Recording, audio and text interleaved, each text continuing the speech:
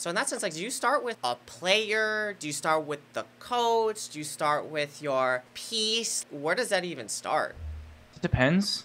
Ideally, you want to start with a coach. You don't want to start with players, and then you just like copy and paste your coach after you built a roster, and you're like, "Here you go, I made this for you." And he's like, "Wow, I'm allergic to like all of these things. Like this is not for me." You want to do a little bit of both, especially if you're starting from scratch. If I already have a coach and it's Coach Casey, then I'll obviously work with him to try to build a team that he wants to coach, players that have the same shared values. But if you have nothing, then you kind of do both at the same time. You kind of look at players, you look at coaches, you try and figure out like who would work with who. You look like player and coaching histories and figure out like when they were successful and why they were successful. Was it because they had a full authoritarian coach? Was it because they had a coach who was a good facilitator? Was the coach indexing high on game knowledge but low on social? Cool. We need an assistant coach that can kind of like balance that out, etc. A lot of those things like play a part, but at the end of the day, people can interview very well. They can say the right things. They can say, I'm a hard worker and I'm coachable. And then they come in and like, I'm not playing that and I'm not playing solo queue.